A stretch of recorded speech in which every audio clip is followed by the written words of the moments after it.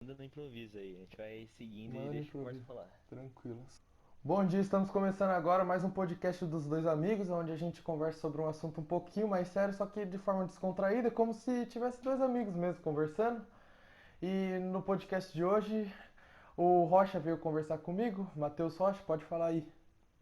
E aí, tudo bem?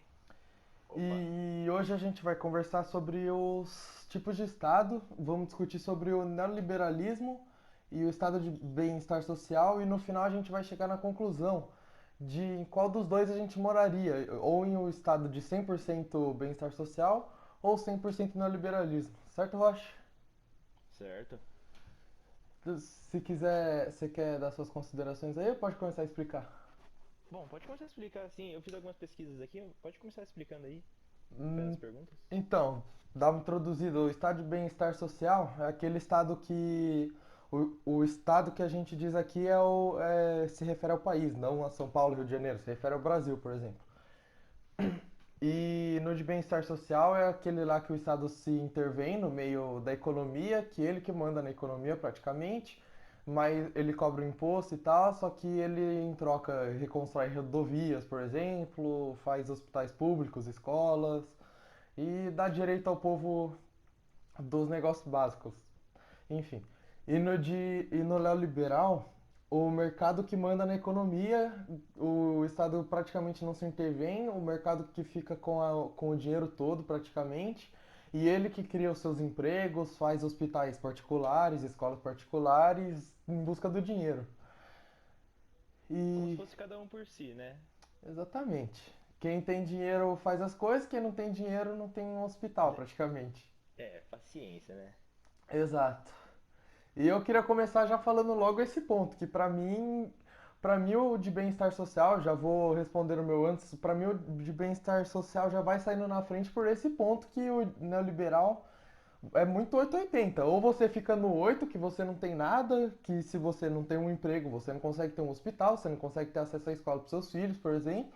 E no, e no de bem-estar social, você pelo menos tem essas vantagens. Mesmo que você não tenha boas condições, você fica entre o 35, não fica nem no 8 nem no 80. Então, Miguel, em partes eu concordo com vocês desse ser 880, né? Mas mesmo assim a gente não pode tirar o fato de que muitas vezes em certos países, acho que o Brasil pode se adequar a um desses países, às vezes o Estado ele não faz a sua obrigação de direito, muitas vezes deixando escolas públicas, hospitais públicos em más condições. Por mais que você tenha aquilo em mãos, que é melhor do que não ter, né? Vai ainda tá errado, né? Você não pode esquecer que o Estado ainda tá errado em não se preocupar com essas coisas aí. É, a gente tem que levar em consideração que o Estado muitas vezes não se preocupa com uma educação de qualidade, por exemplo, os hospitais vão estar lotados, mas eu acho que só pelo fato de já ter o acesso, de você, tipo, não passar necessidade, eu acho que já sai na frente. Só nesse fato, saca? Sim, exatamente.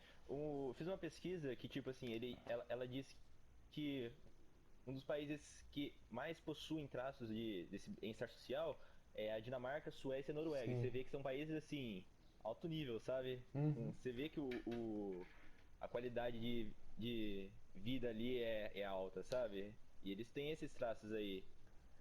Então, lá a qualidade de vida é alta, todo mundo tem condições, e como, por exemplo, no neoliberal, os Estados Unidos, por exemplo, eu já acompanhei umas pessoas que moram nos Estados Unidos, tá, os vídeos no YouTube, e só o básico, não li muito a fundo sobre o povo que mora lá, mas eu sempre vi eles falarem que, tipo, serviços privados são muito caros, para pagar um médico é muito caro, uma consulta é muito cara, pra chamar um montador de imóvel, por exemplo, é muito caro. Não tem imposto nas coisas, mas você tem que se virar, entende? Eles falam que preferem ir, tipo, na farmácia, comprar todos os remédios e se virar sozinho do que ter a consulta de um médico. Porque acaba Sim, saindo com um preço exatamente. muito alto. Exatamente. É aquela coisa, né? Não existe algo assim 100% perfeito assim. Sempre tem aquela coisa que é o lado ruim da coisa, né? Às Sim. vezes, tipo, nesse caso do neoliberal, a não garantia que você tem, tipo, de receber um salário, de ter os seus direitos ali, uma escola para estudar, um hospital para se caso você precisar ir. Já no do estado de bem-estar social, você tem, mas não depende de você, depende do Estado. Ah, mas levando em consideração países como a Dinamarca, a Suécia, como você citou ali, eu acho que o de bem-estar social ainda assim sai na frente. Pelo menos é o que eu prefiro. E você, Rocha? Você prefere qual? Olha, eu concordo também. Antes eu pensava o contrário. Eu pensava, tipo, que o neoliberal, é, por causa dessas características, desses pontos aí que eu falei pra você, eu pensava que ele não, ele seria melhor, sabe? Mas depois que eu parei pra pensar que supostamente, vamos supor que exista um país que seja 100% apenas um desses dois estados, que não existe, mas vamos supor aqui. Um Sim. estado 100% bem-estar social seria, sim, vamos dizer, melhor do que o 100% neoliberal. É, eu também acho. Por... Um pouco antes de começar o podcast, eu tava pensando aqui se o neoliberal não era melhor realmente. Só que aí eu comecei a pensar que, assim, é uma luta, que cada pessoa é cada um por si praticamente. Mas se você se dá bem, se dá realmente muito bem. A gente pode ver o povo dos Estados Unidos que é rico, por exemplo, eles não são tipo um pouco rico, eles têm muitas condições mesmo. Só que o problema é se você não Sim, consegue um emprego dentro desse estado. Então, para mim, o bem-estar social sai na frente só por esse fato de ter a garantia de sempre um serviço público que não vai exato. deixar ninguém tipo muito necessitado, como nessa época de pandemia agora, que Uhum. o povo que não tem muitas condições, que tem que sair na rua para trabalhar, por exemplo, que acaba pegando vírus, eles têm um hospital público para atender eles. E no estado neoliberal, esses serviços estão saindo muito caro, né? Porque o Sim, hospital se aproveita que está nessa pandemia e cobra mais das pessoas até. sim, exatamente. Eu dei também uma pesquisada sobre, tipo, a origem, assim, com relação a esses dois tipos de estados no Brasil.